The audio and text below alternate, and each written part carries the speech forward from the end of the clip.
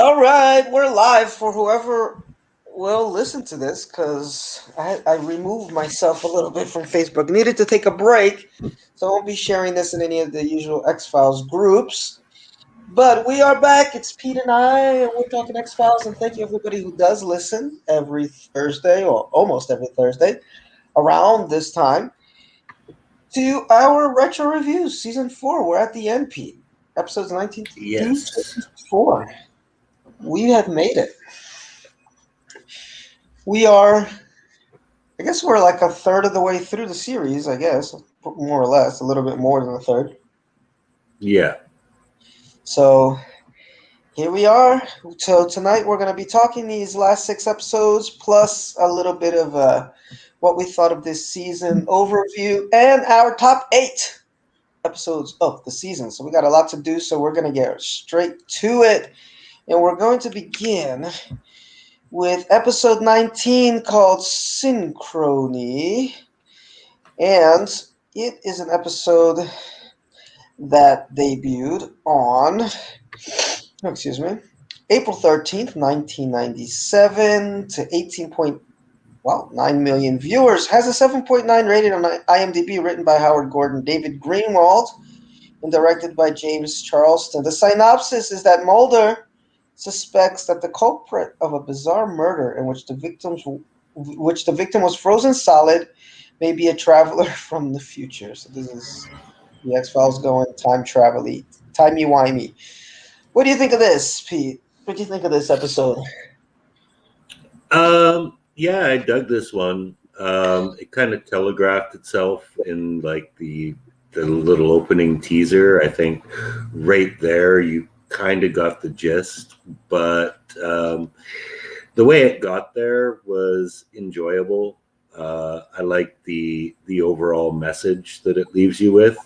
Basically, the gist here is we have our opening scene where these two researchers are in some kind of an argument, and this old man approaches one of the guys and says, "Go after your buddy, or he's going to get hit by a bus and he'll die." And the old man is kind of dismissed, and his buddy gets hit by a bus and dies.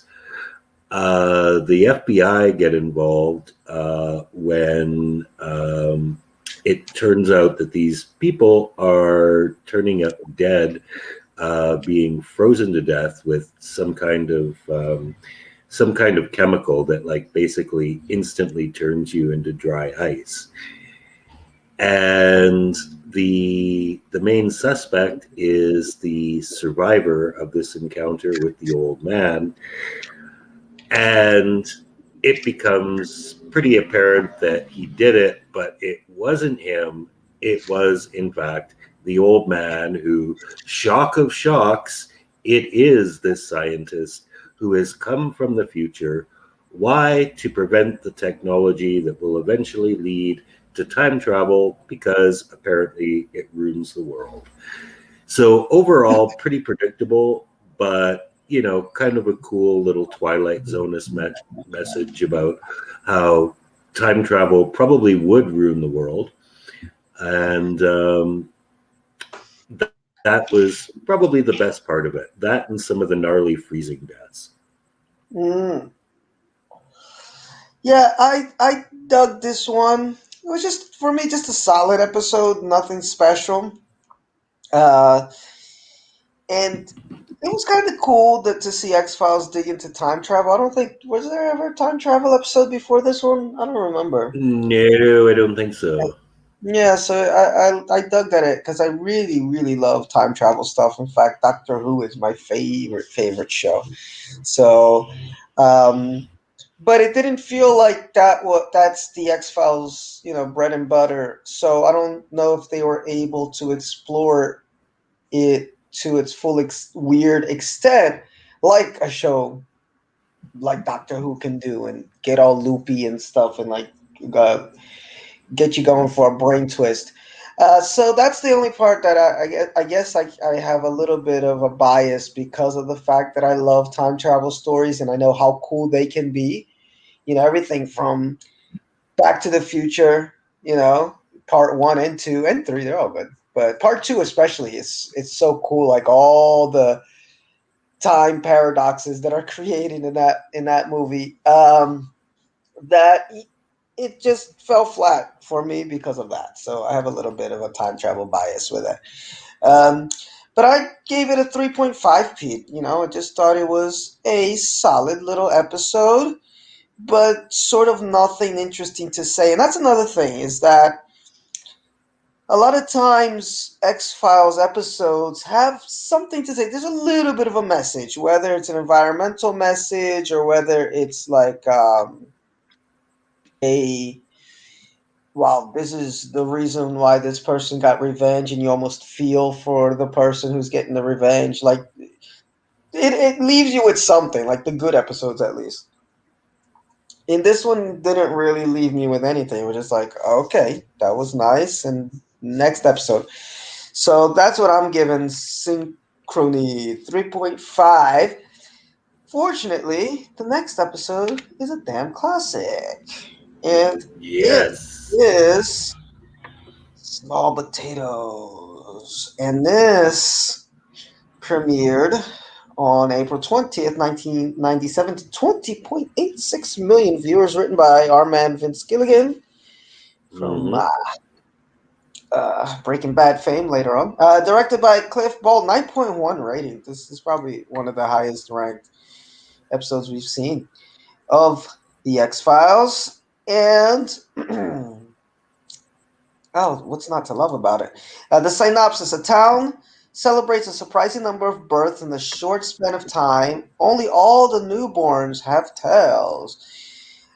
I just said what's not to like about it, but somebody in the X Files group was mentioning how they used to like this episode until they realized it was just a long sequence of rape jokes. So there is that, I guess. Different time. I mean, I didn't when I was watching it, I didn't think of that, but they aren't wrong either because he is having sex with all these women. So yeah, that's the mystery, guys. They show up to this town where this lady, she calls. Doesn't she call Mulder? I think he's Um, no, I he believe gets in they contact. start. No, I think the FBI gets involved just because of the disproportionate amount of the babies have tails. Are you sure? I was pretty I think so. sure. Mulder and Scully are driving to investigate while Scully examines a tabloid from front page featuring the monkey babies. Um, no, I thought that somebody had called them in because, or maybe I'm confusing that with the postmodern Prometheus, where Mulder says he needs a hotline. Yes, yes. Yes, that's when they do get called in. Um, But anyway, so they show up at this town because yeah, these little babies. It's so cute. Like the baby's born and he's got this little wiggly tail, and he's like, "Lord, not another one." So what's the mystery here? Of course, Scully's going for the scientific approach, which is not unreasonable for babies to have tails. But Mulder's like, "Yeah, but there's a lot of them." So who's impregnating these women? They talk to the first woman, and she claims that Luke Skywalker, and I immediately thought of Pete while I was watching this episode because he's Yeah. the big Star Wars fan, and Scully has one of the best lines ever on the show, where this lady is explaining the whole scenario where Luke Skywalker shows up at her door, he comes in, he woos her, and she's got the usual Scully face of like, oh my god, I got to listen to another one of these nutty stories. So then she asks if he Yeah. had a very Yes. deadpan, Yes. very deadpan. Did he have a lightsaber? And she's like, no, he didn't bring it. No, he didn't have it with him. And then she's like, "How many times have you seen Star Wars, Amanda?" Like just rolling her eyes. Yes, and yeah, and she's like, oh, about 500, whatever. Yeah. So yes, but then it ends up, as they start to investigate, there's some weird stuff going on in this town, and the guy who works at the hospital, Eddie, his plumber's crack reveals that he once Yeah. had a child. Mulder's walking down the hallway and he sees Eddie. Little callback to Saturday Night Live, maybe, with the plumber's crack. And they catch him, but we find out what is the mystery because I hadn't watched this one in so long. So I love when I'm watching these episodes that I know I've seen, but I forget all the details. And I've forgotten that he's a shapeshifter. That's how he's going around screwing all these women. That's the best thing about the episode. Yes, yes, yes, because then the episode takes this 90-degree turn because they catch him pretty early. So you're like, okay, what are they going to have next? Mm, he, our friend Eddie, he shapeshifts into our favorite FBI agent, Mulder. He traps him down in the cellar. And it's so cheesy to see another scene of Mulder trapped inside a cellar screaming, "Get me out of here! Get me out of here!" And then there's a commercial break. Uh, and Eddie takes on the persona of Mulder, and that is, as Pete said, the best part of the episode because then he spends a day in Mulder's body. He goes to his job, he goes to his crappy Mm-hmm. office, he goes to his crappy apartment, um, and he realizes this guy's an absolute loser. And what does he decide to do? He's got the hots for Scully's, Eddie, as Mulder, and he goes to Scully's apartment and tries to woo her. And we find out very quickly that she's had the hots for Mulder ever since she let him see his panties in the pilot. But we see how easy it is to just get her wet. And that's exactly what he does. A Yeah. little bit of wine, starts asking her about her life. Things are going so hot, starting to get hot and heavy in this room. And just as they're about to kiss, the real Mulder shows up. So no kiss. Yeah. And we get the end of the episode, of course, where they just lock him up. But again, the crux of this episode is not finding Eddie, because they find Eddie pretty quickly. They solve the mystery pretty quickly. The crux of this episode is just the relationship between Mulder and Scully, but definitely showing how much of a loser Mulder is. And my favorite line from the episode is that he's like, I was born a loser. He wants to meet Mulder again after he's in jail. It's like, I was born a loser, but you are one. And it's funny because You Scully's choose to watching. be one, I think is what he said. Yeah. Yeah, you choose to be one. Um, yeah, because he's like, you're good looking, you got a great job, like you got everything to be a winner, but you choose to be a loser. Exactly. And Scully's watching this, and it's such a cool scene between the two of them because Scully kind of has to comfort him and be like, "You're not a loser," but he is in the end. Um, oh, one last thing, Pete, before I let you go. I love also the little touches that they give, character touches, when he goes to Mulder's apartment and he checks his Yeah. voicemail, and it's like, "Hi, handsome. It's been so long since we last spoke." Yeah. Yeah. And you think it's just a girl until she's like, "We've lowered the price per minute if you call us back Yeah. at what I know." It's like, oh man, it's such a great episode, and it goes back to when we were reading that article about shows that are inspired by the X Files, and then there was Better Call Saul, which I've never seen, and Pete was kind of puzzled by it at first, and then he's like, "Oh, that makes sense," because apparently there's a character on there that follows another sort of loser in his own way, Yeah. um, and it.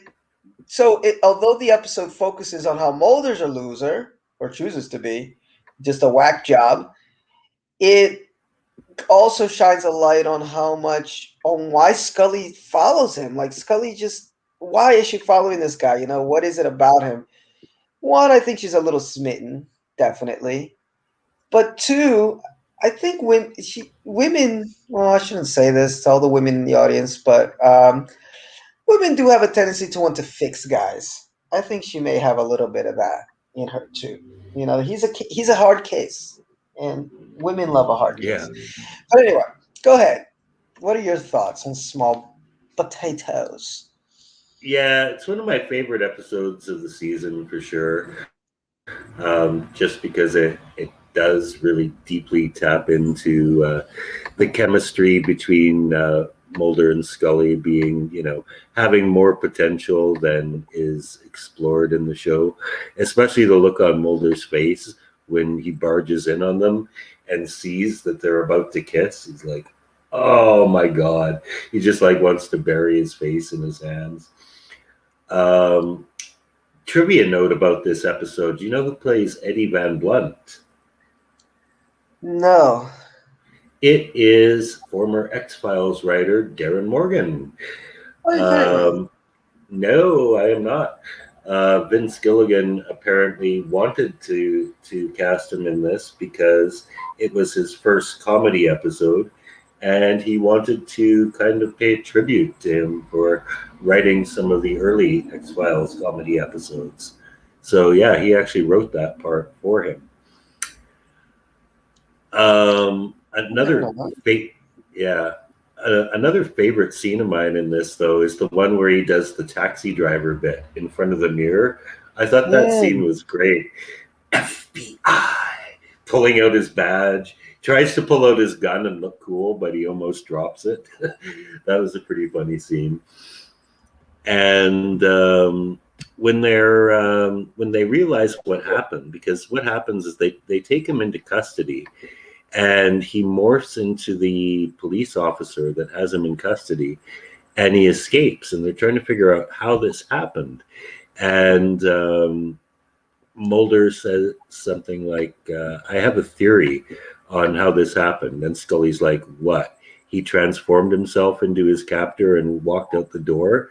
And Scully's like, or Mulder replies, Scully, should we be picking out China patterns or what? Like, you got me. Yes, that was exactly what I was thinking. I see here, as far as you said, this is probably one of your favorites of the season. This was named by TV Guide, which, by the way, guys, TV Guide was a big thing once upon a time. Yeah. But TV Guide as one of the greatest episodes in TV history. Oh, wow. Yeah, yeah, but I'd have to agree. There's not much wrong with this episode. No, Not. no, it was cool. It had a little bit of everything. Yeah, but I see here on the wiki page, Darren Morgan previously played Fluke Man. Okay, in the X Oh, Files episode. wow. Wow. Wait, that was Darren Morgan too in Fluke Man. He was it. So that's kind of cool. That was his. He had left the X Files by that time, but he came back Yeah. for one last hurrah until I believe, until these last two seasons that they did when he came back once more. But cool, cool, cool, cool, cool. And I did read here too that they wanted it to be wings that the babies had, but Yes, yes. the wings were way too expensive, so they went for the tail. So I'm sure we'll be putting that on our top 8 list at the end of the podcast, guys. But if you have never seen the X Files, this is a funny one to jump in on and great one off. Whose side is A.D. Walter Skinner on? Another Skinner episode, which I really appreciate. April 27th, 1997, Zero Sum premiered to 18.6 million viewers, written by Howard Gordon Frank. Frank Sputnitz, directed by Kim Manners, has got an 8.4. Wow, it's a pretty high rating on IMDb. While Skinner tries to negotiate a deal with the cigarette smoking man in order to save Scully's life. Excuse me, guys, I just had a big burger. It was delicious, but I'm getting some reflux here. He becomes the prime suspect in a bizarre murder and discovers an incredibly cruel experiment using civilians as test subjects. This is a windy little tale, guys, whose details I'm not going to remember completely. But um, I love that. Oh no, actually, it's me, right? Yeah. Um, that this is a Skinner episode once more, and it's a little bit stronger than the first Skinner episode we had at the end of last season. It has a great opener with just Skinner, like it catches you by surprise. Skinner's taking this because this girl's she's working at this little factory, goes to the bathroom, gets attacked by bees. Skinner needs to go there, get rid of the body. So you got this whole sequence with him doing his best, kind of James Bond, going in all black, carrying the body, incinerating it, and you're like, what the hell is going on? But it's great. It's like there's almost no dialogue, or actually, I don't think there is dialogue. And then Skinner he has to go and get the blood samples, destroy evidence. He has Mulder's ID. He does the whole thing. And you're like, Hmm. what the hell is going on? Oh, we get to see Skinner and Tidy Whities too, which there you go. There's that. And we find out very soon that what he's doing is working for the cigarette smoking man to hide some evidence because he had mentioned He to owes Mulder, him.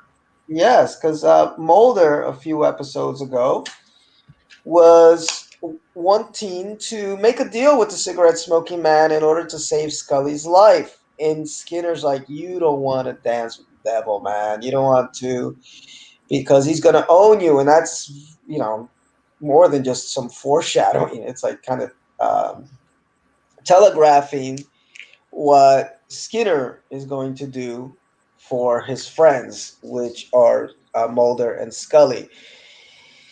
And that's exactly what he's doing here. He's just working for the man, getting rid of this body. But then that opens up a whole can of worms. Why? Because Mulder's too damn good. Okay? And ends up Yeah. that Mulder had gotten a call and got some information about this body. And he's uncovering everything, like everything that Skinner's trying to cover up. Mulder's like half a step behind, and it's catching up to him. And it finally leads to Mulder discovering that, hey, Skinner was the guy who did all this covering up. And it brings us once again to kind of a repetitive trope in the X Files, but always played well most of the time, where Mulder and or Scully are ready to say fuck you to Skinner. You're really a backstabbing, double agent. You're working for the bad guys. Mulder, ready to shoot him again until Skinner's like, look at my little cabinet door or whatever it is, my drawer. Would I break into Mhm. my own drawer to get my gun? And that's like what saves his ass, because Mulder's like, all right, what's really going on? So then Skinner does break down to him what is happening, which is he's under CSM's thumb, and great scene at the end. Pete can probably fill in some of the other blanks here. Is that Skinner confronts the cigarette smoking man again? He's ready to kill him, and cigarette smoking man is so cool. He's had guns on him many times, and this time, as always, he just stands there. Skinner fires shots in anger, but doesn't shoot him. And there's a big reveal that our Yes. deep throat, Marita Koforubius, is in cahoots with the cigarette smoking man. She's in the company of the syndicate members, and is told to tell Mulder whatever he wants to hear. So, for me, dug this episode, pretty damn solid. Again, I gave it a 3.5. All my threes, when I give a 3, by the way, if these ratings matter to anybody, entertaining episode, solid. And that's what a lot of these have been lately. 3.5 because it's a good Mythos episode, but it's basically just set up for the movie. Nothing Hmm. new happens, nothing like revelatory. It's kind of, we've tread this ground. What saves it is that Skinner's so damn great. I can never say his name. Pigelli. How do you pronounce his name? Pileggi. Pileggi. Pileggi. Yeah, yeah. Mitch Pileggi is so damn great as Skinner, and anytime he's get. Oh my God, Pete! I'm having. What happened? I'm stuttering here. Anytime he's given some space to shine, it's usually good space. So I love it because of that. And but as far as a Mythos episode goes, like there's nothing to see here. We did read a bit, some bits from an article a couple episodes ago, where the guy gave a little bit of a breakdown of what's going on behind the scenes. If you don't know, quick version is that uh, our friend Chris Carter wanted to end the series on a movie already after season 4. And Fox was like, "We got a fucking hit in our hands. We're extending this shit." And so that means one more season until the movie, and you better drag it out. So that's why a lot of these mythology episodes feel dragged out throughout season 4 and 5. It's because that's really what they were doing. There's no new ground, at least that I could tell, just repetition. But this is done well. It's good repetition. They managed to keep my interest throughout the episode. And no Scully in this one. Scully's gone. No, she was doing a movie at the time. Was she? I didn't know that. But she's not there as far as the storyline because apparently she's in the hospital, getting all cancered up.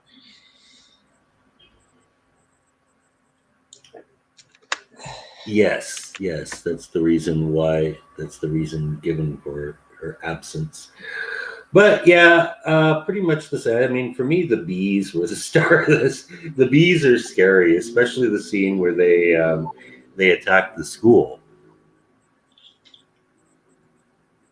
Oh, yeah, that was a good little sequence. I had forgotten about that. Actually, look here on the wiki. It says the schoolyard scene with the bees attacking the children and their teachers is a reference to Alfred Hitchcock's film The Birds, which contains a similar scene only involving birds. And yeah, definitely, I got the Hitchcock vibes when I was watching that. So yeah, that was a really good scene. Yes. Yeah, Oh, and she there's was. smallpox bees too. That's the thing. They don't the victims don't die from the stings. They die from smallpox. Yes, which we So find out these bees are being used to carry like a new strain of smallpox as a bioweapon. That's the whole deal. Like basically, how this happens is that these smallpox bees are being mailed, and they wind up at this post office, and they get loose, and Skinner is sent by the smoking man to clean up the mess. But the only problem is that Mulder has also been tipped off that there's something going on there. And he finds himself on the case. And as somebody's trying to cover up all the evidence, it puts him on Skinner's tail. And yeah, that aspect of it was cool, like seeing that, Mulder working against Skinner and in kind of a detective capacity and kind of figuring his shit out. And Skinner's kind of inner conflict about, damn, this guy's good, but I really don't want him to be good this time. I need to just kind of, I need to kind of get through this and pay off my debt to the smoking man and, get out of here with my career and my life intact because I'm doing some seriously illegal shit here. And it was cool that Mulder let him off because Mulder's not the most forgiving person in the world, as you could probably ask Krychek about. he's not known for letting people off the hook, but he's got a history with Skinner. Skinner makes a good case for the fact, hey, I'm doing some shady shit, but I didn't kill anyone. I didn't try and frame you. The fact that you are kind of implicated in this is, yes, my fault because I did impersonate you, but I didn't try and frame you for murder and I didn't kill anyone. So they eventually come together. And he realizes he's doing it for Scully. Yes, yes. Who at this point has still not been helped. But this is something that does actually get resolved. It's one of those plot points that it takes a while to get to, but they do eventually get there. By the way, the movie that Pete said that Gillian was filming at the time was The Mighty from 1998. Two young boys, both social outcasts in their small town, form an unlikely friendship. I've never heard of this movie, but I'm looking at the trailer now on IMDb. It's got Kieran Culkin. He's a good actor. Elder Yes. Henson and Sharon Stone. I don't think I've ever seen this movie. But anyway, I don't even see Gillian Anderson on the cast list. Hmm. Who's that a really small part? Yeah, there you go. Gina Rowland and Gillian Anderson eventually would play mother and daughter in Playing It by Heart, but she's not on the fucking IMDb page. But anyway, that's where she was. She was doing her thing. And doing some music at the time. If anybody wants to check out a really sexy Gillian Anderson in her pajamas, watch the video for Extremist. She's like having sex with a robot, or not with a computer. Kind of bizarre, but it's kind of wonderful at the same time. But anyway, yeah, no, you filled in the good blanks there that I had forgotten. And um, what was I gonna say?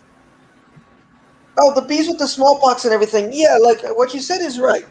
But again, it's like retread. We kind of had already, they kind of explained that already. That's what they're doing with the bees. Although later, I think they retcon it to be. I think they're aren't there. I think in the movie they explain that the bees are gonna transport like an antidote to the alien virus. I forget. Like something else Well, was done with the we have bees. we haven't actually seen the bees since I think the beginning of season 3. So this is Yeah, kind of a nod to like, well, we haven't forgotten that.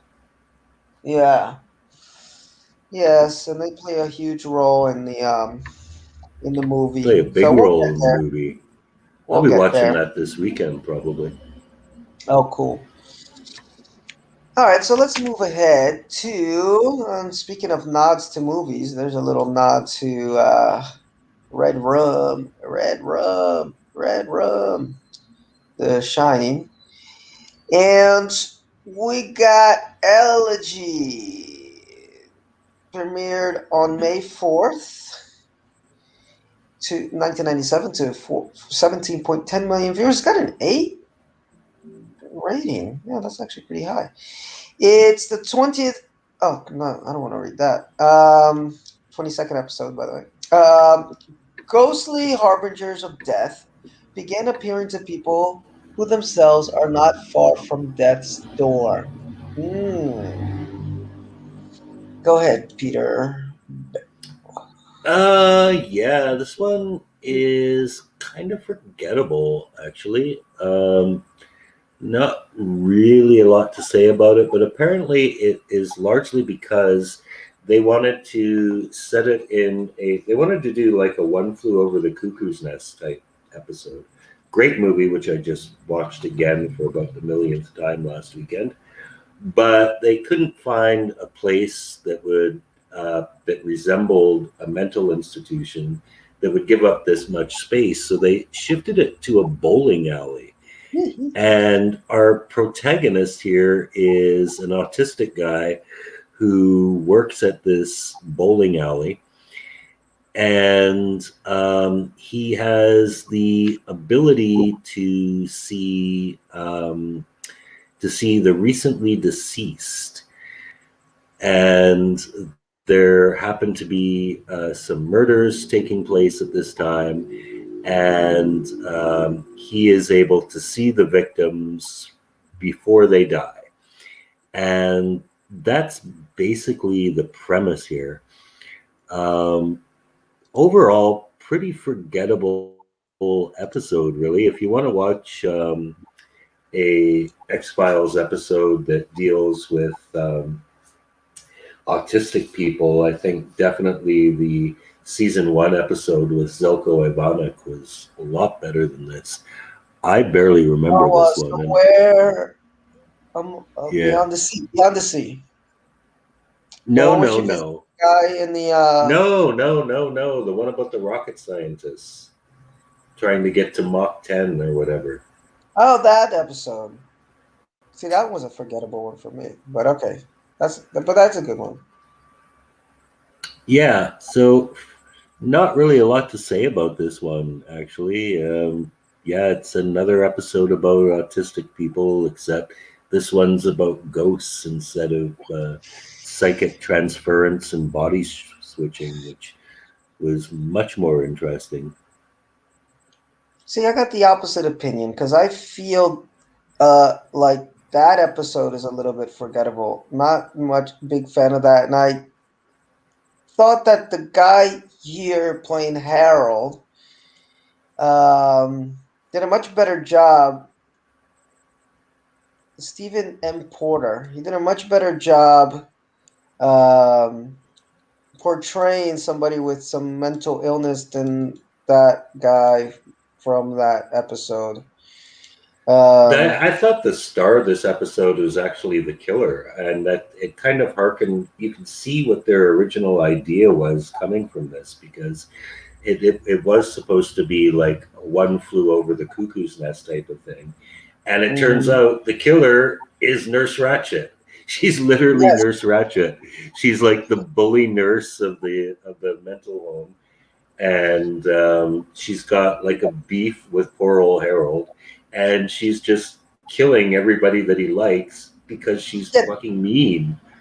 exactly. That I didn't like. I thought the ending was a little thrown together. I wasn't a big fan of it. I'm looking Well, at the this whole guy. episode was kind of thrown together, though. That's why you can tell like this wasn't what they originally intended. It was kind of improvised.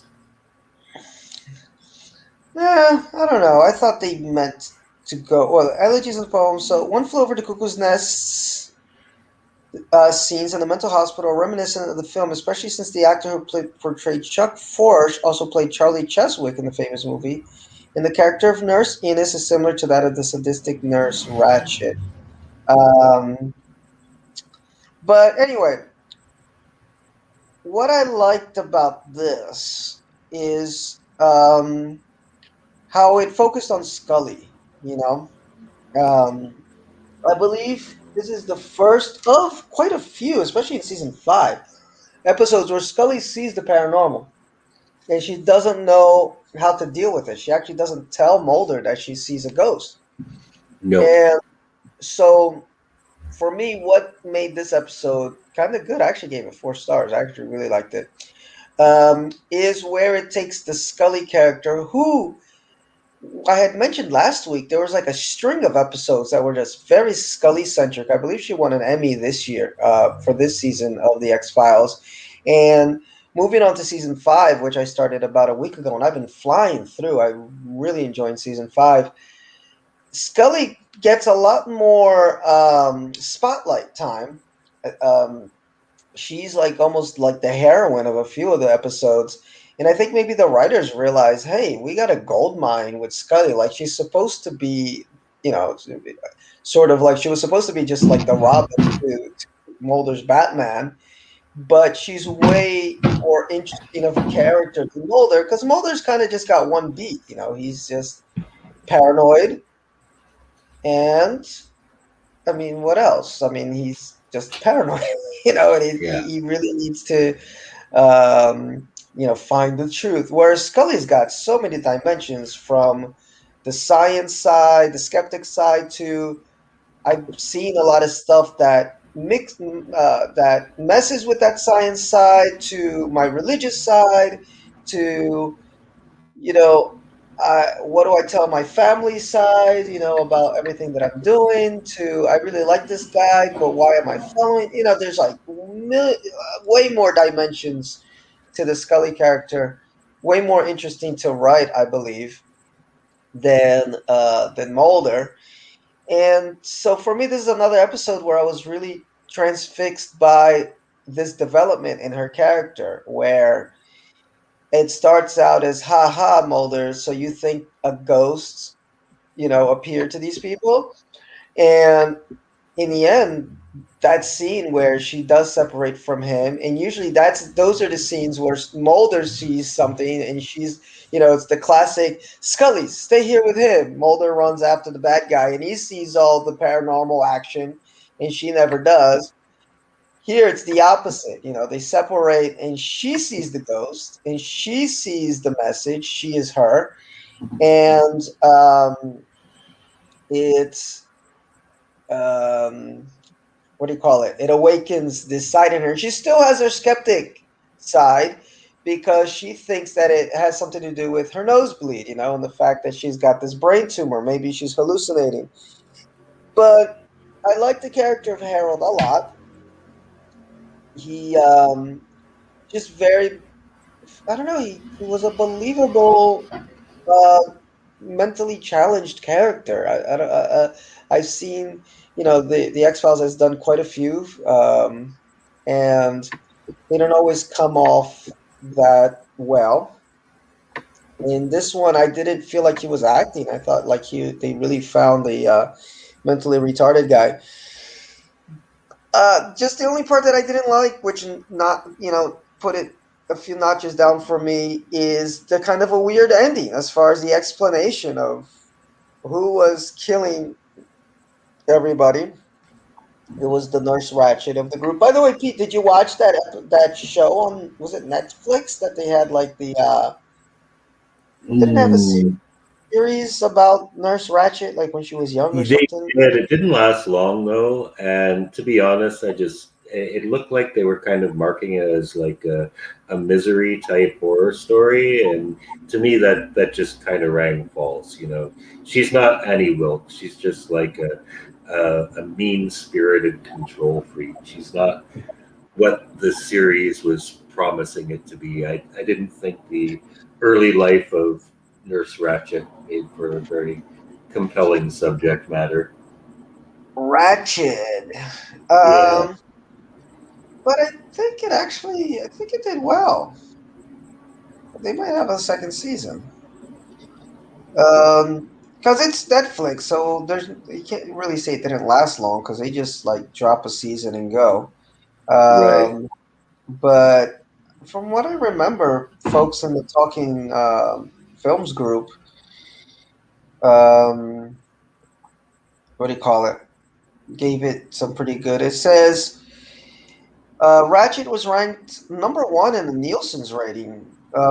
It said it was viewed by not for a total of 972 million minutes, viewed by about 48 million people for its first 4 weeks, and it's got a 61% thing on Rotten Tomatoes. I was curious to watch it, but believe it or not, I've actually never watched One Flew Over the Cuckoo's Nest. So I was like, I'm not gonna watch a series if I haven't watched the original movie that it's based on. So I'll get around to it. But it got a lot of, got the Critics' Choice Super Awards, Golden Globe Oh, Awards. I think it got some pretty good, what do you call it, tracking. And I figured because you liked that movie, you would have watched it. But anyway, guys, yeah, I'm disagreeing with Pete on this one. Rarely do we have some hard disagreements on these podcasts, but this one I liked it. It's not essential X Files, but if you're interested in the Scully character and her evolution to what eventually is going to be season 8 and 9, where she leads the show, where she is the believer 100%. And then we have our friend Doggett being the Scully character. This is the beginnings of it. This is her, seeing something that she can't explain. And there's going to be more of that as we move into season 5.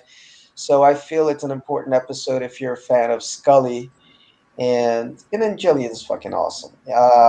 But weak points, for the ending, which really felt like shoehorned in. Like what? She figured out. How did she figure out it was her? I even forgot. Like they were in the bathroom, and she said something. It was like really silly. I was like, what? How did she figure out she was the killer? But she did, and she had a nice little fight with her, and yeah, and Scully Foo again. Oh yeah. I just got to get Scully through Mega Time with that kill switch episode. Yeah.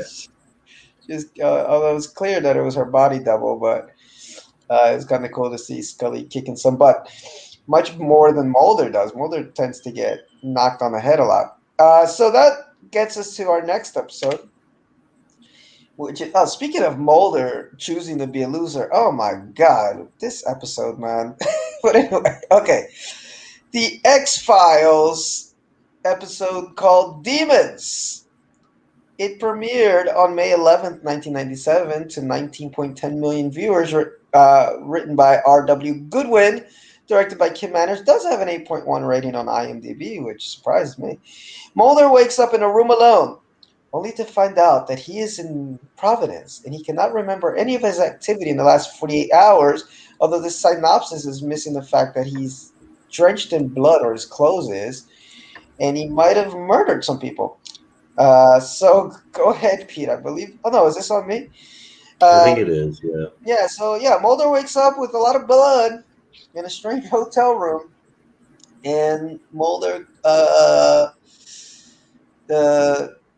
shows up and tries to figure out what the heck did this guy get himself into now. And oh, sorry, I got distracted here by my notes. And what is he doing? He's experiencing these dreamlike visions of his childhood.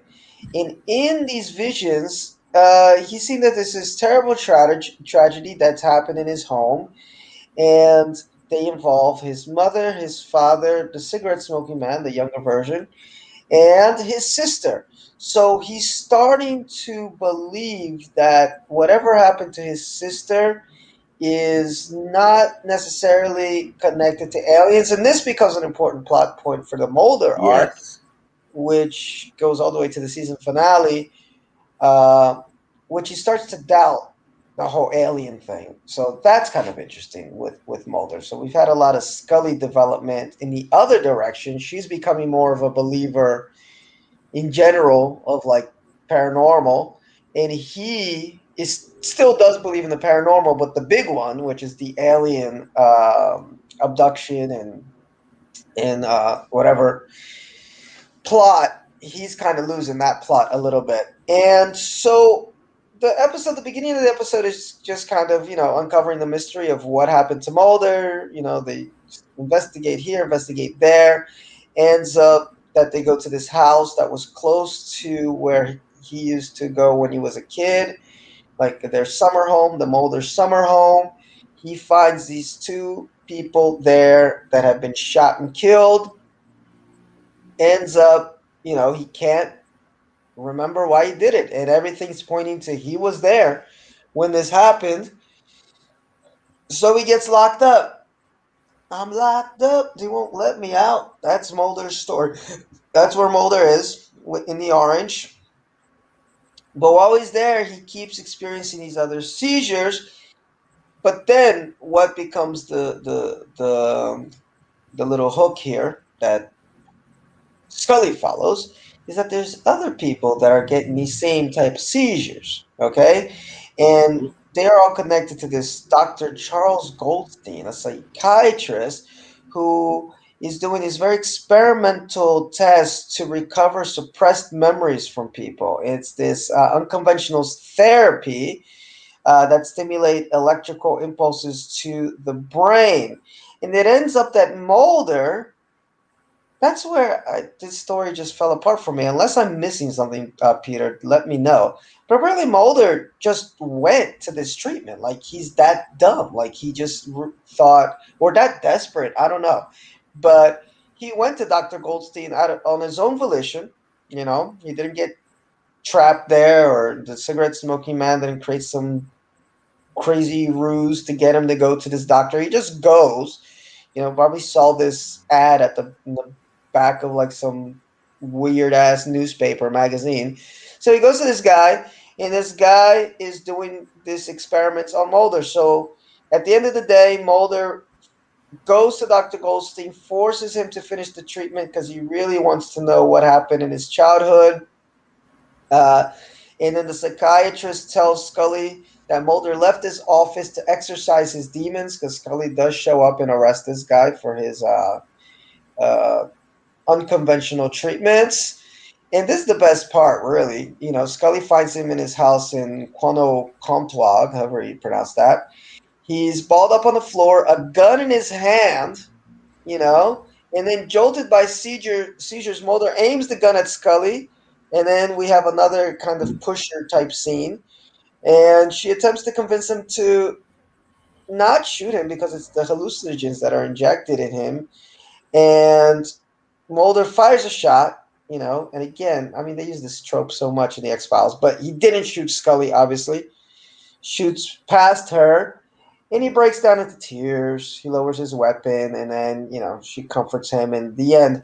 Now, little note here is that when Mulder is pointing the gun at Scully, he doesn't shoot her again like in Pusher. But did you notice, Pete, that when Scully had her little hallucinogenic moment, she doesn't think twice to shoot, man, because they're about to break, they knocked on her door, and she was like, Yeah, pop! she blasts right through the door. She doesn't give a shit. It's gonna be such a crazy badass character.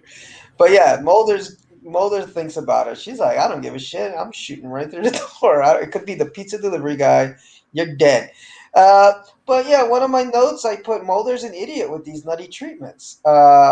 So I say it's a pseudo mythos episode, but nothing to see here. Nothing really that I thought was that amazing. Aside from, yes, we start to see this little storyline of, hey, Mulder may not actually be buying into the whole alien thing again.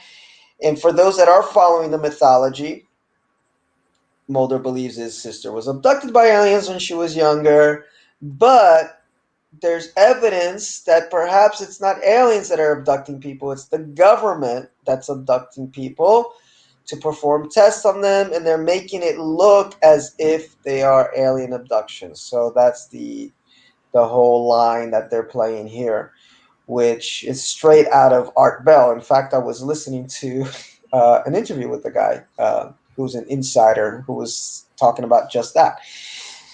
Anyway, that's it. I give it 3 stars. Decent, but for me, forgettable. Like, okay, whatever. Oh, by the way, Pete, how did he get off? I forgot. How did Mulder get off? Was it somebody else that shot them, or did Mulder actually shoot these people? No, they killed themselves, in Ah, they or they killed each other in a hallucinogenic fit. and Mulder just happened to be there.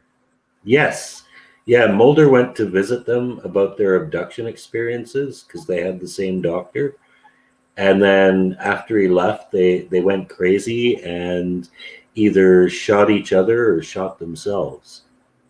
Oh. But how did he get all the blood on him? See, I forgot so much about this episode. For me, it was just like boring. I forgot how he got all the blood on him.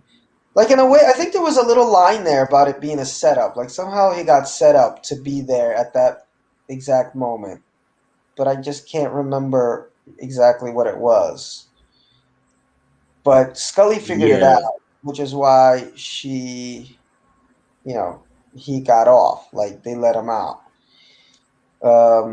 Yeah, but I forgot, which sucks. But anyway, that shows how much I like this episode. But okay, Pete, what you got? yeah.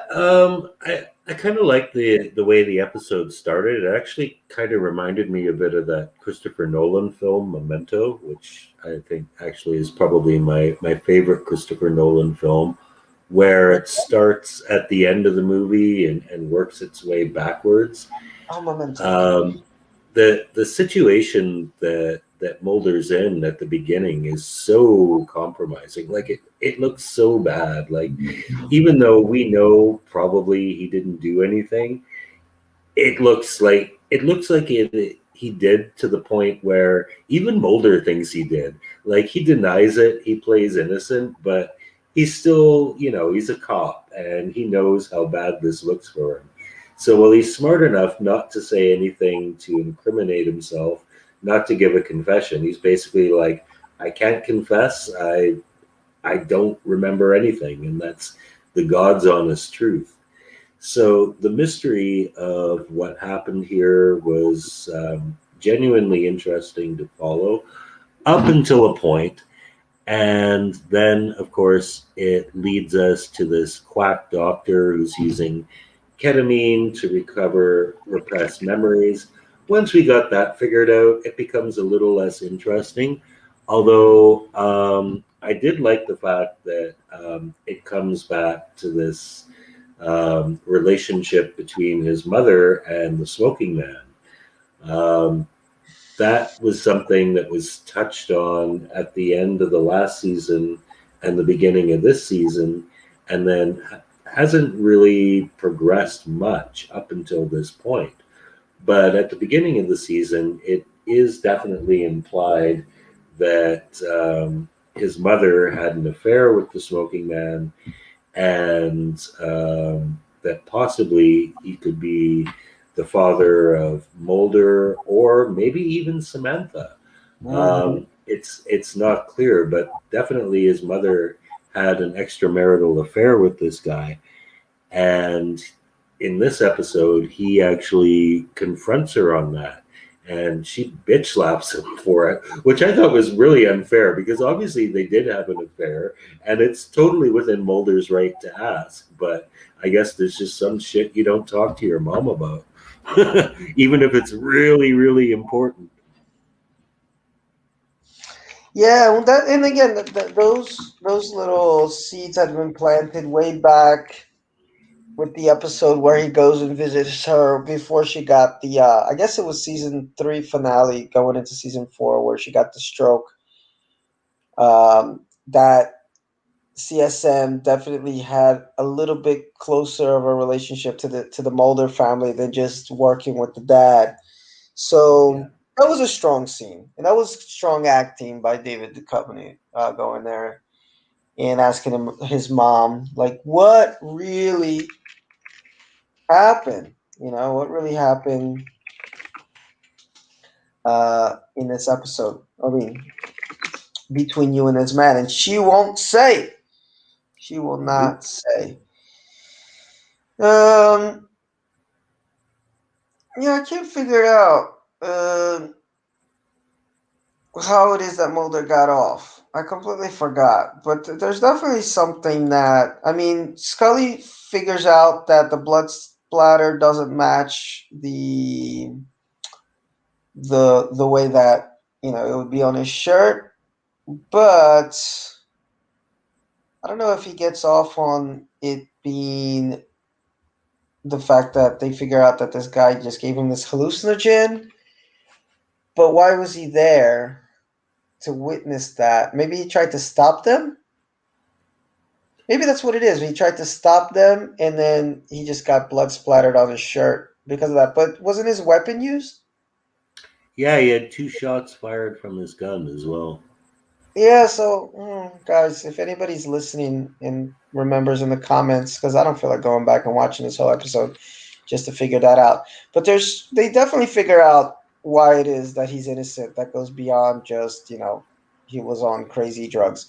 But man, what a dumbass Mulder is. I mean, he's done some dumb shit, but he's gonna go to a quack doctor.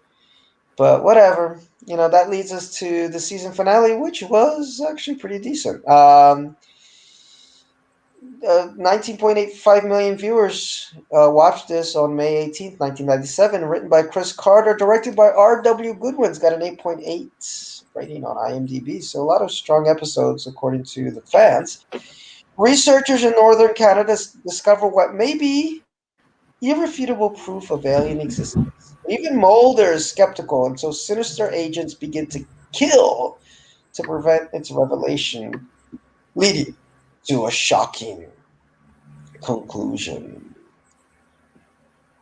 So there you go. It's on you. Yeah, yeah. So this follows what has become a pretty common X Files trope, which is to start at the ending and then backtrack. This is Mhm. especially common in the mythology episodes where basically some bad shit has gone down and we have to go back to the beginning to see how they arrived at this point. It is the season finale, so you know it's something that's not going to be resolved in this episode. So, how it starts is Scully identifying a dead body in Mulder's apartment, and she is visibly upset by the identity of the body. They don't say who it is, but we can guess. So, right off the bat, it's like, oh my God, Mulder dead? Probably not going to happen because he is the star of the show and there is another season coming. But what the fuck is going on? So then the scene subsequently shifts to a hearing before an FBI panel where Scully basically gives a summary of her time working in the X Files and basically says that Mulder was deluded and his work had no validity, and she completely renounces the X Files. This takes us back to the discovery of a frozen alien body somewhere in the Canadian Arctic, and the remainder of the story revolves around this contact in the Defense Department trying to get the Holy Grail proof of alien existence to Mulder. However, over the course of this, it becomes, it doesn't become clear, but it is hinted that all of this is just an elaborate hoax to actually further perpetuate Mulder's belief in an extraterrestrial conspiracy, giving him just enough proof, but as they always do, take it away from him at the last minute just Yes. to keep this going. And when you watch this angle start to unfold, it kind of makes sense because this is what always happens. Like he gets this close and it's gone, and you have this Justice Department guy saying, "Dude, there's a reason for this. They're feeding you just enough to keep you going and keep you away from the real thing." And this is Mulder's equivalent of a crisis of faith. Like he Mhm. doesn't want to believe, nobody wants to believe that they've spent their entire life believing in bullshit. But at some point, you got to say, well, I could keep on believing in bullshit, or I can open up my eyes and see what's what. And this is the crisis that Mulder finds himself in this episode. He's devastated that not only is everything that he's believed possibly a lie, but it's a lie that he's been deliberately manipulated to believe, and he's fallen for it. And there is this great scene at the end where he's watching like a Bigfoot video or something, and tears are running down his face as he just realizes that, oh my God, like what a loser I've been. What have I done with my life? Yes. And then, And boom. yes, the cliffhanger is at the end, Scully reveals that devastated by the news that his crusade was a lie, Agent Mulder has taken his own life. Now, of course, we know that Mulder didn't take his own life and Scully's lying for him because she identified the body. But we know there's something going on here, and it's a good cliffhanger. Yes, it's a great cliffhanger, and it does leave you hanging. That's what, for lack of a Yep. better word, because of how well it was done. Because again, so many of these I just forget, guys. It's like it's been a while since I've seen it, and even though I did do my famous little rewatch some time ago, I just forget. Actually, there's a few episodes coming up, and when we get to season 5, Pete, that I'm like, what? Like, how did I miss this one? Um, completely. Like I had zero memory. Like the Christmas Carol one where Scully supposedly has a baby, like a little I girl who's forgot that alive. entire arc. Yeah, like I come and I'm like, I swear I did a rewatch like 5 years ago. It's not that far away for me to have completely forgotten it. And I was like, what the fuck? And so it happened. So I was as on edge as I probably would have been when this came out first run and trying to figure out what the hell just happened to our buddy Mulder. You know he's going to show up again, but they did it really well as far as keeping you in suspense and not knowing is Mulder really coming back or not. And pretty decent mythology episode again, only because of all the mythology episodes in season 4, I think this is one of the few, other than Max, which is really great, but it takes us down a different path than just leading Mhm. up to the movie. Uh, and gives us these, it broadens the scope of the conspiracy as far as who's involved. You know, we got the section chief Blevins, who's a bit of an asshole there, and uh, again, another one that starts with Scully at some hearing saying some shocking thing about whether she's quitting the X Files or whether these are all lies. So we've seen that before, but you know she delivers it well. It's the first appearance of Bill, the big brother. So he shows up in this episode, Yes. and he, as Pete had mentioned to me in between podcasts, he's really not a fan of Mulder at all, and Nope. he's there to kind of protect his little sister. And like he already lost one sister because of this guy, doing he doesn't want to lose another one, so he's got legitimate reasons for not liking Mulder, um, and a lot more Scully to really close out the second half of this season. So again, this season 4 for me was the season of Scully. Like the episodes where she was front and center have been my favorites, and Jillian just really grew into the character. She really brought in everything that Scully could be. But you know, we'll talk about that a little bit more when we talk about the season wrapping the season as a whole. Um, I like that Mulder calls Scully. Well, I didn't like actually that Mulder calls Scully from dinner.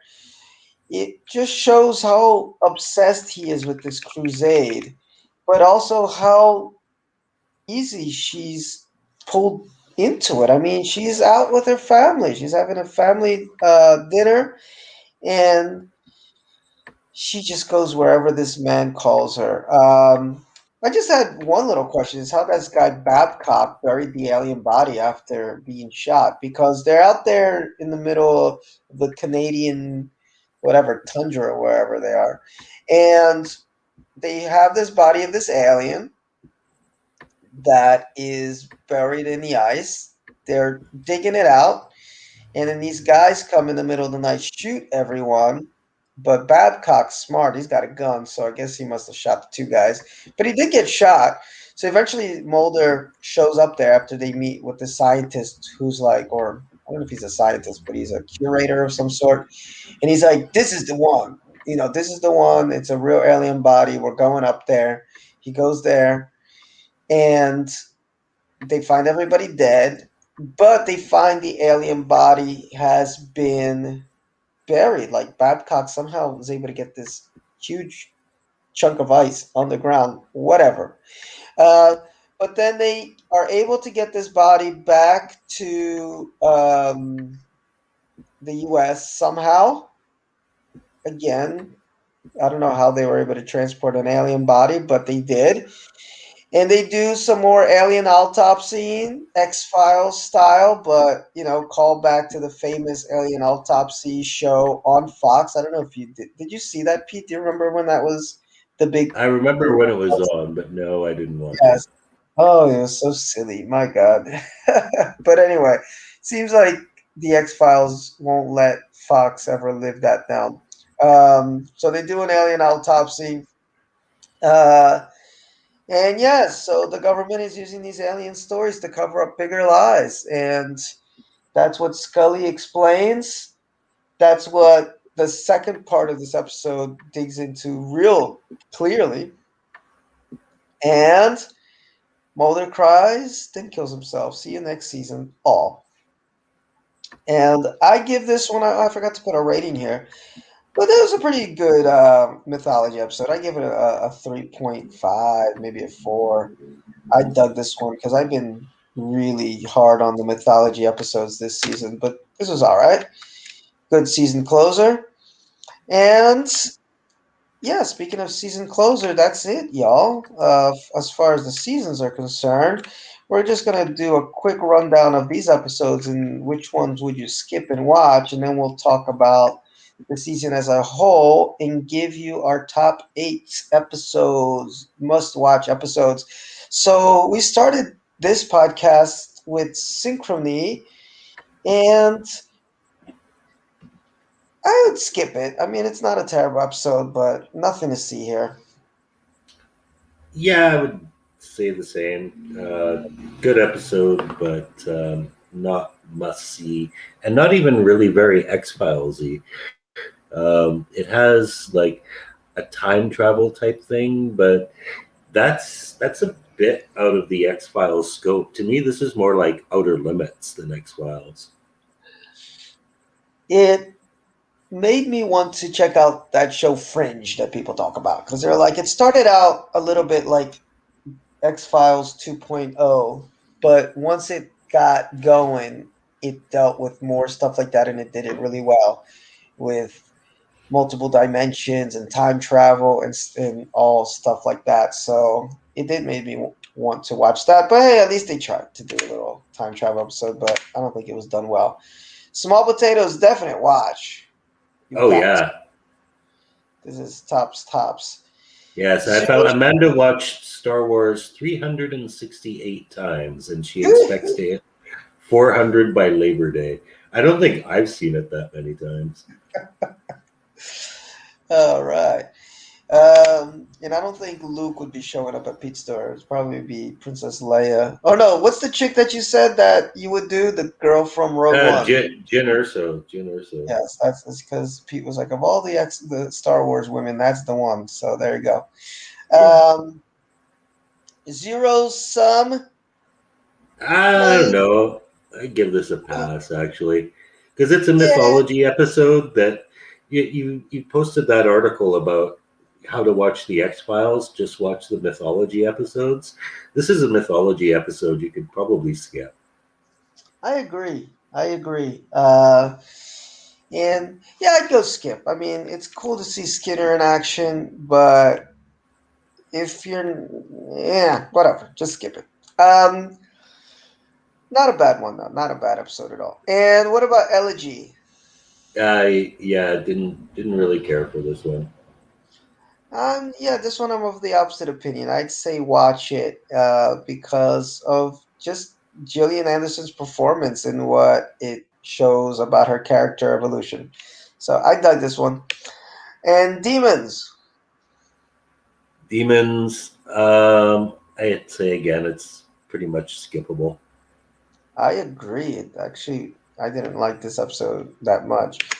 And then we got Gethsemane, where Jesus Yeah, was betrayed.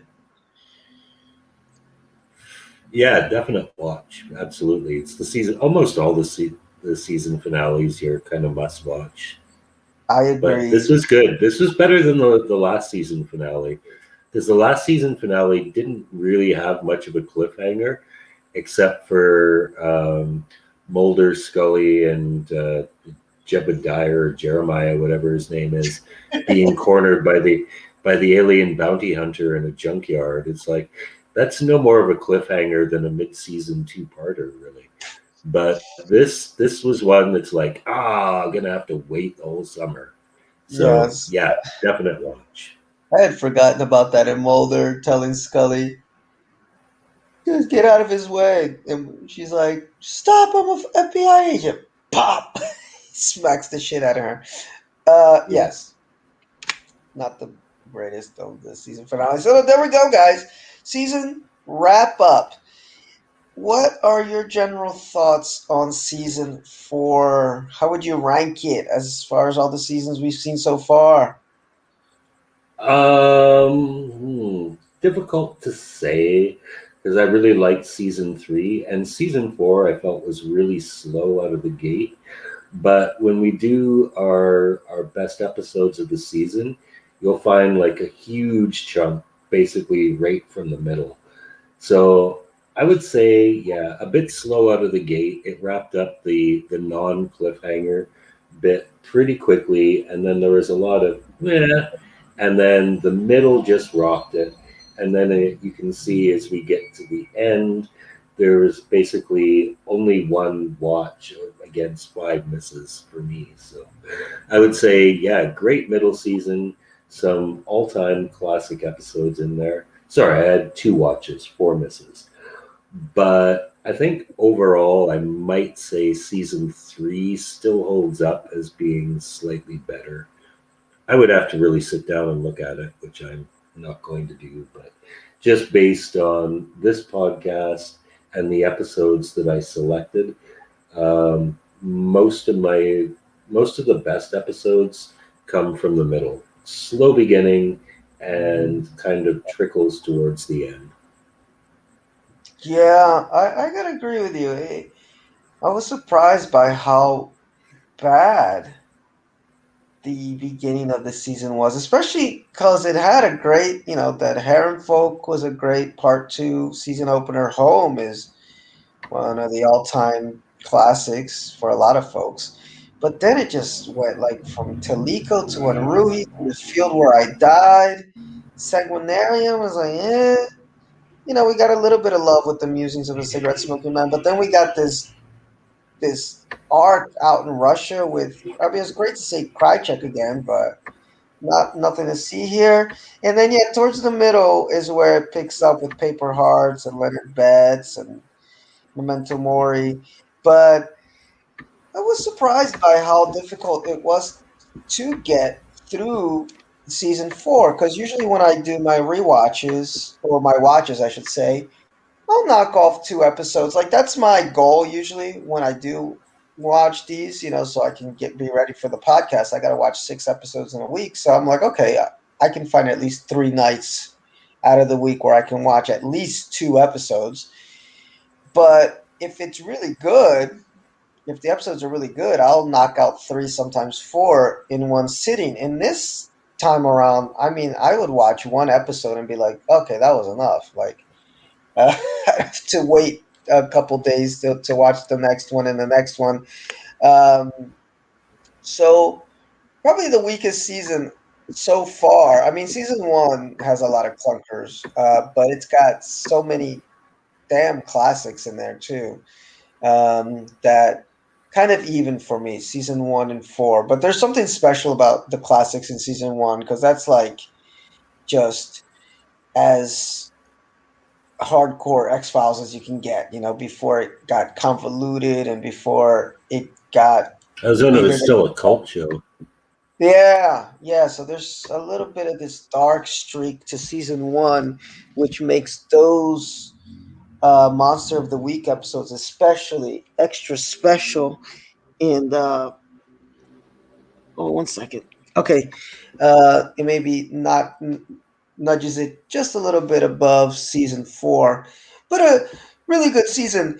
As far as I'll tell you, for me, it's the one that felt the most modern, as far as the cinematography, storylines, um, the pacing of it. Like it 3 was almost there, but there were a few of these episodes in season 3 that felt like, okay, this is definitely 90s TV. Whereas season 4, 90% of it, there were a few episodes where I was like, okay, this is definitely a show, of the times.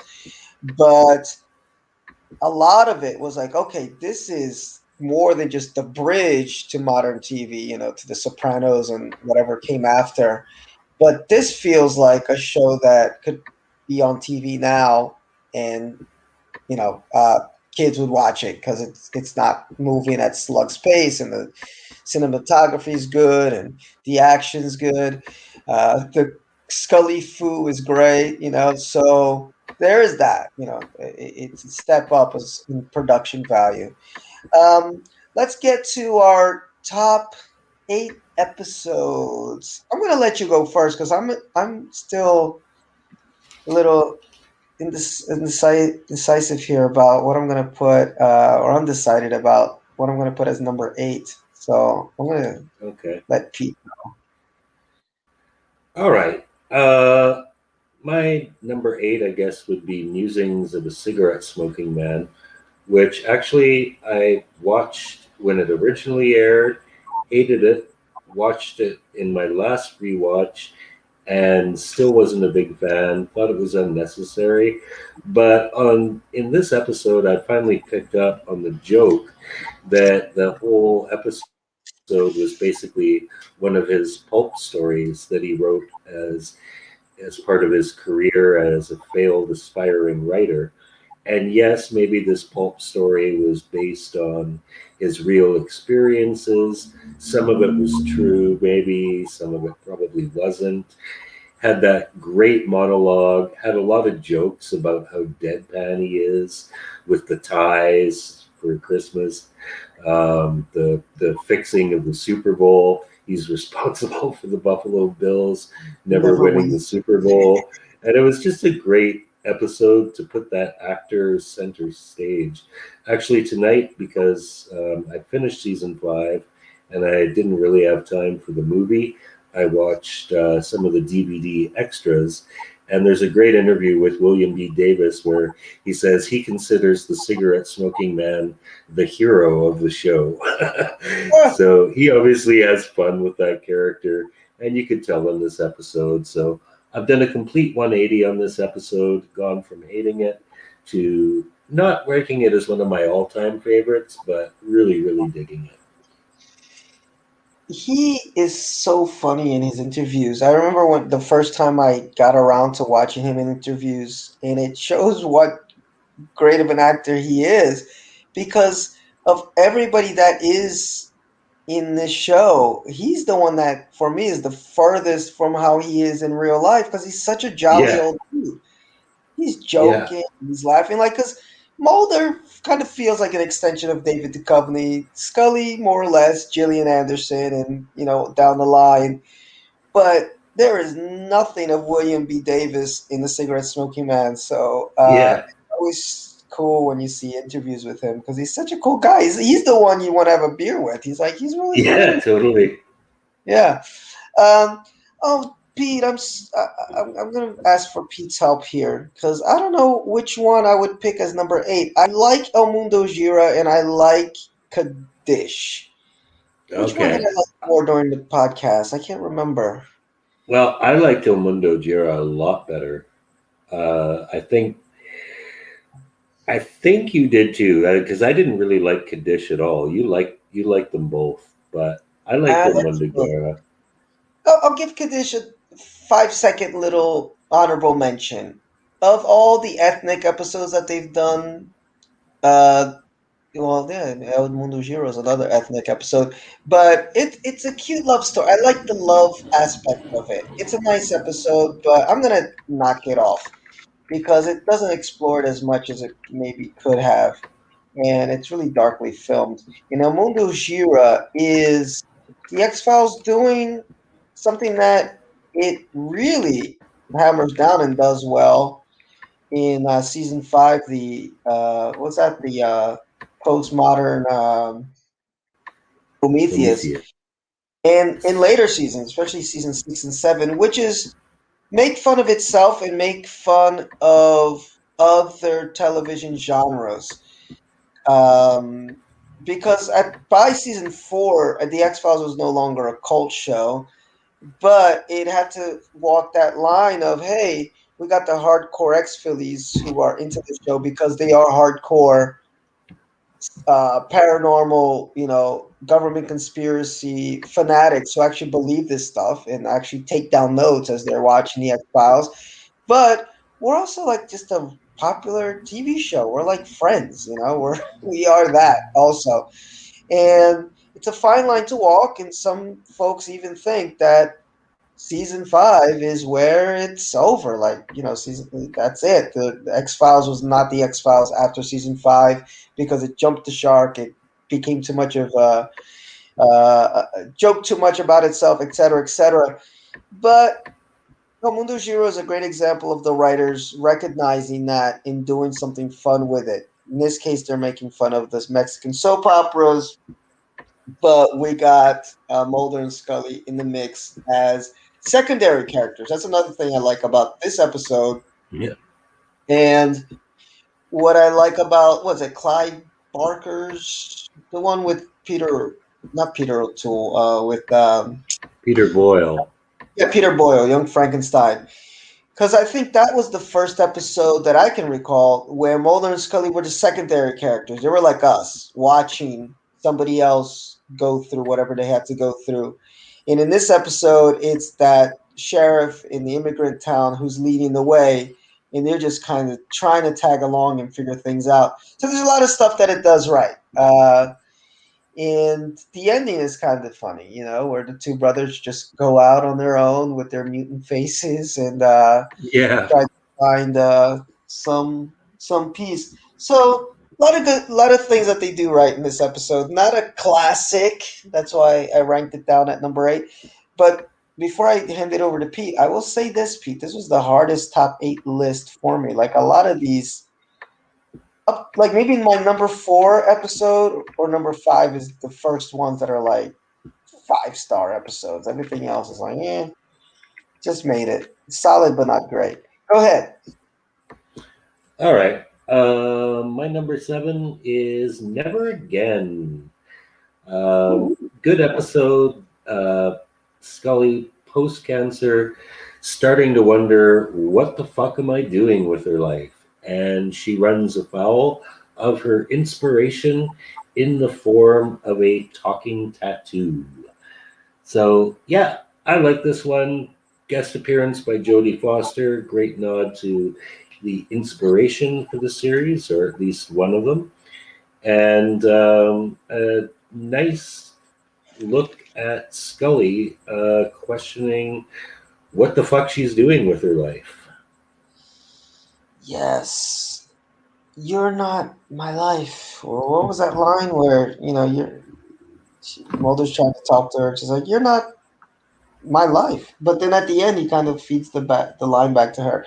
Great episode. It's coming up for me. But before that, at my number 7, I got Max. So if you Mm-hmm. guys have been following the podcast, you know that I've been a little frustrated with the mythology episodes this season because they're just treading the same ground over and over, just stretching it till we get to that big old movie.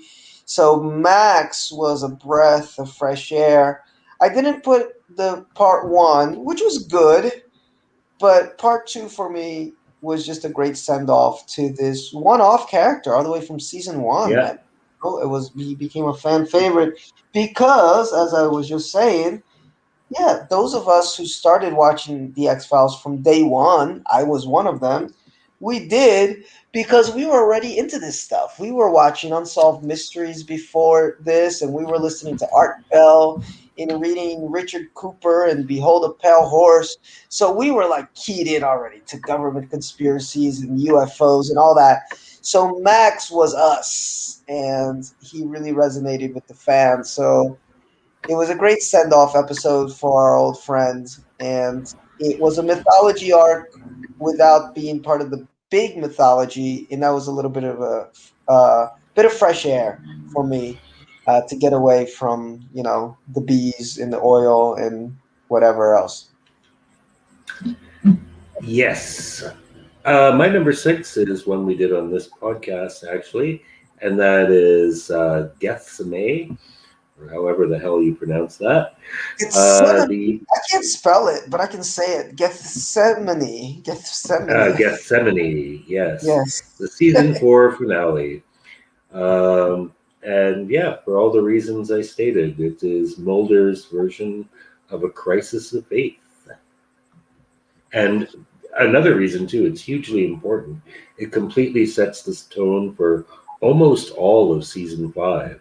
Almost Mhm. everything that happens in season five, not just the mythology episodes, but even a lot of the monster of the week episodes, stem from this. Yes, stem from Mulder realizing, hey, these aliens may not be real. My number six is Never Again, which Pete just talked about. Great episode, ranked just a notch higher. Love me some Jodie Foster, and like Pete with the musings of the cigarette smoking man. I remember first time I watched it, first run, and when I did my first rewatch, I would always get upset that I was like, it's Jodie Foster, but it's not Jodie Foster. And for whatever reason, this time around, it, I really liked the fact that it was her voice and not her. I think if she had been on there as herself in some other role, whatever, it would have been too distracting because we know that Scully is Starling Light, you know? But Scully evolved into Scully. Scully. She doesn't need to be Starling Light by this point in the show. So I think it would have distracted from who Scully was becoming as a character. It started that string of episodes that were very Scully centered. And Gillian Anderson was just kicking butt in the acting department. So for all these reasons, I'm like, yeah, kind of good that they didn't get Jodie Foster in there because she would have sucked every inch uh, of every attention out of every scene because it's fucking Jodie Foster. She, in case you don't know, is my favorite actress of all time. I'm a huge Jodie Foster fan, and she was so great in that. And as Pete said, we get a little bit of her psyche. What's going on with Scully? She's got cancer. She's just reorganizing, rearranging her life. Like, her brain is all crazy.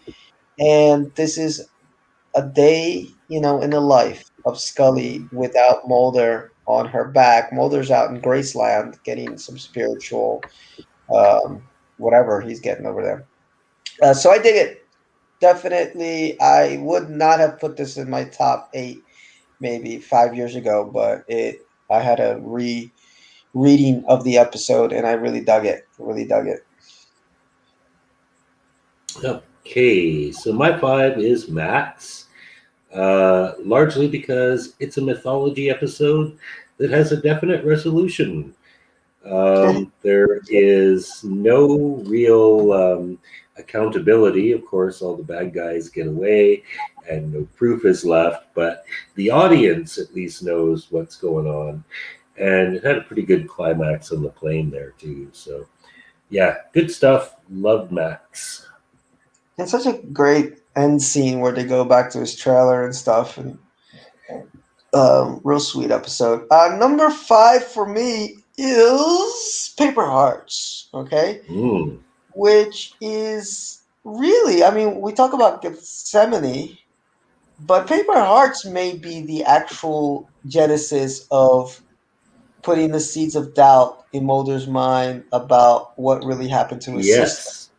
yes. Because for those that don't remember, we get a serial killer that would tear out these little paper, no, these little hearts out of the pajamas of the girls he killed, and perhaps it's one of these victims was Mulder's sister. And Mulder starts to have visions. So yeah, it's even a little bit of what we get with demons. Like for what Mulder's starting to get these visions and stuff.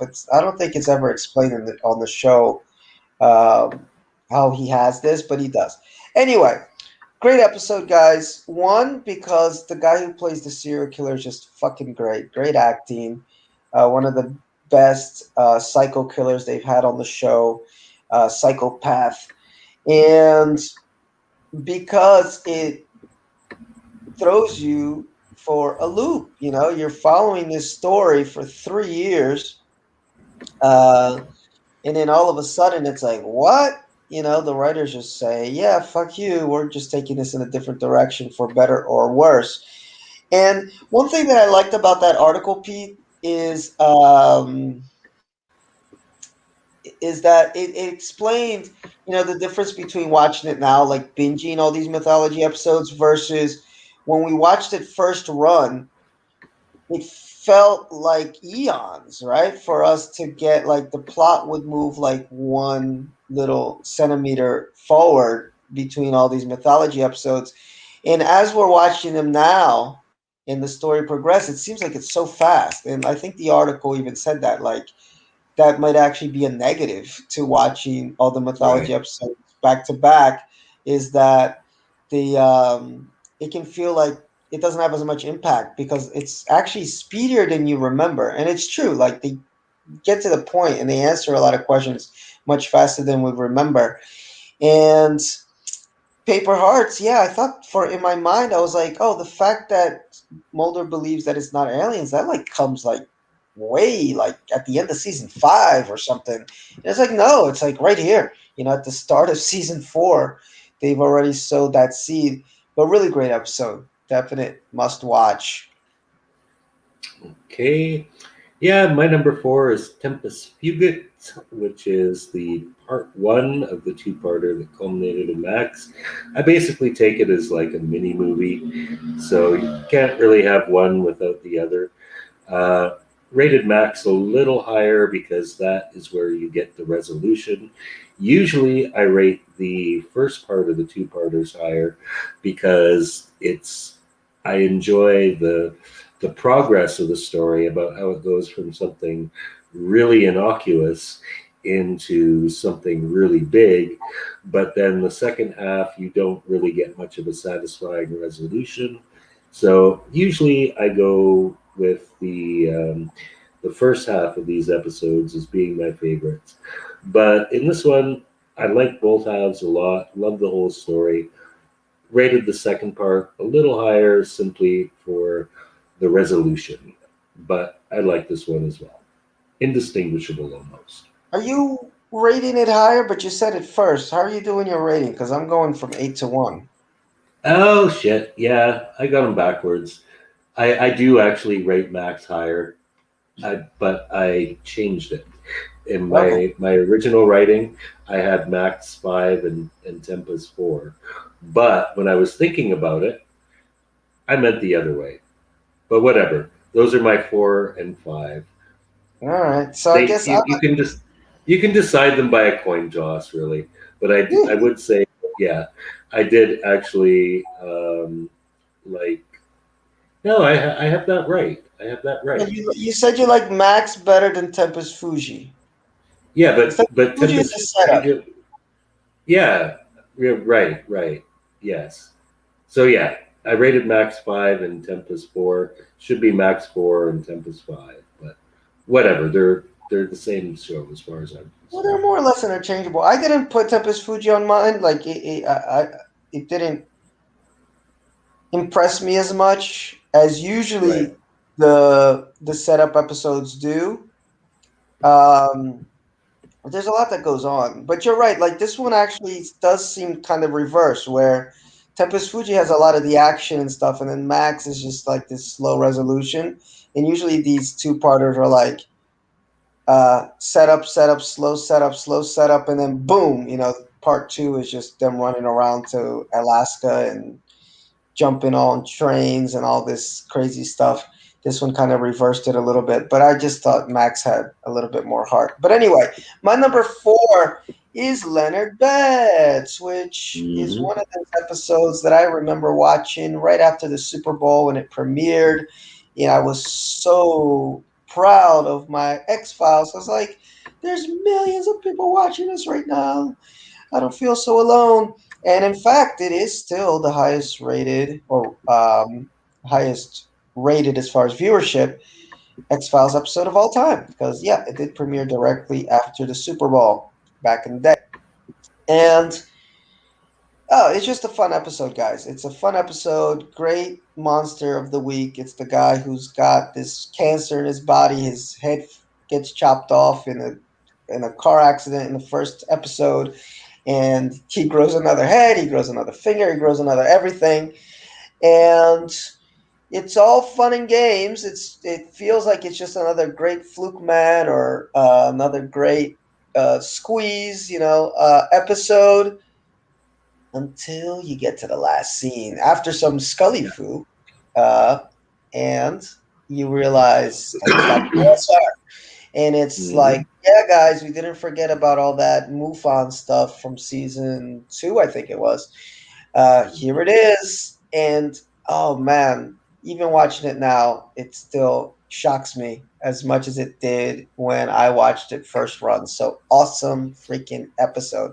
And it's the start of the Scully-thon, I guess, because from that episode on, Mhm. there's like at least 3 or 4 more really Scully-centric episodes, which I loved seeing towards the end of season 4. So I love me some Leonard Betts. Yeah, well, let's move this along. My number three is Leonard Betts, for all the same reasons, and the fact that cancer is just genuinely scary to most people. Yes. It's something that lurks in the back of all of our minds because we know a lot of us got it coming. So it played to that fear really well. In addition to introducing that arc, so yeah, major thumbs up for Leonard Betts. My number three. Yeah, and just a great little memorable monster of the week. Yes. Anyway, number 3, I love this episode. Musings of the Cigarette Smoking Man. I loved it first run, loved it rewatch, loved it again this time. Although Pete did give me insight into it because I never thought of it that way. Like that maybe the lone gunman may have gotten a copy of these books. Somehow they figured out that, he was the guy writing these books.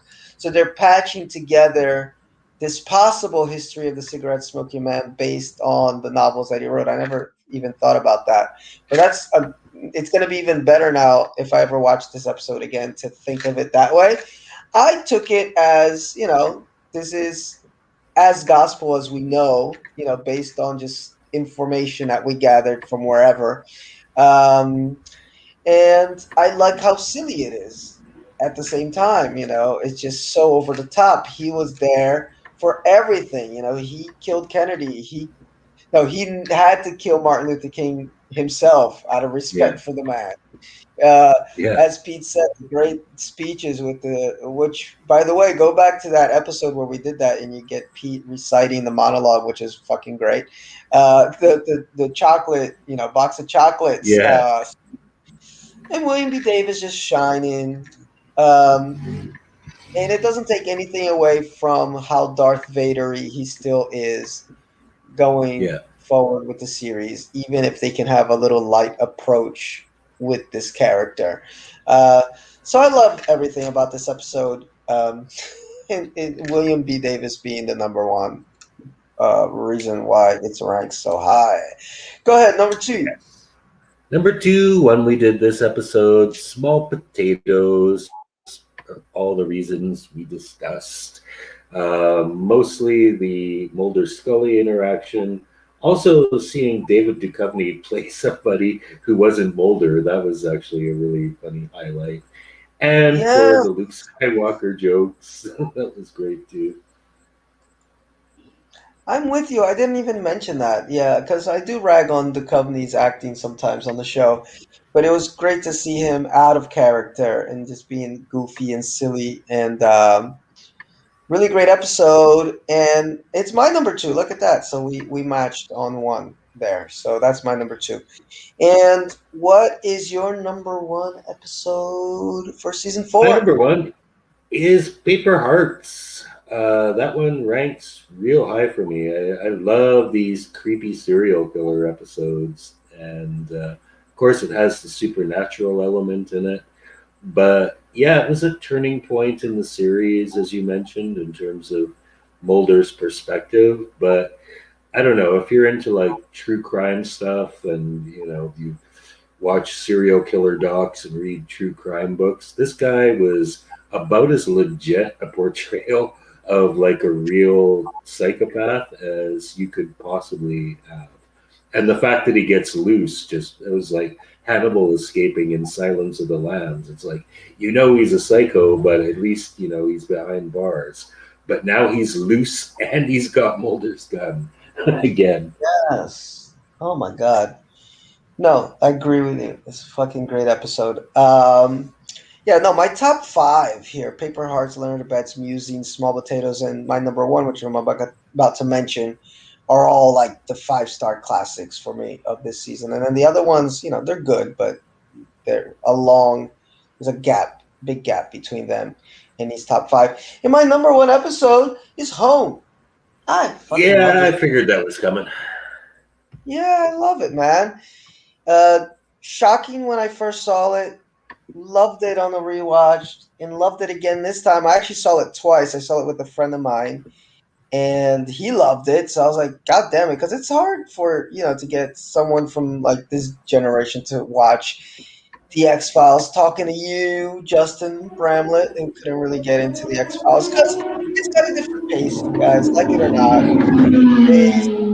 it's a long season. You're gonna get duds before you get the classics. So I totally get it. If somebody who grew up on, from Sopranos on, let's say Breaking Bad on, watching the X Files is not sometimes. It just may never get watched. So, but this one I think holds up. I think if you show this to anybody from our Friday Nightmares podcast group or anybody like that, it'd be tough for them to say, this was a bad episode. It's gory, it's scary, it's freaky, it's the cinematography great is great, the music's great, and it holds. We got two here. Leonard Betts is the highest rated episode of all time, and Home is the only one that was banned. It premiered and then was never allowed to be shown again because of how graphic it was.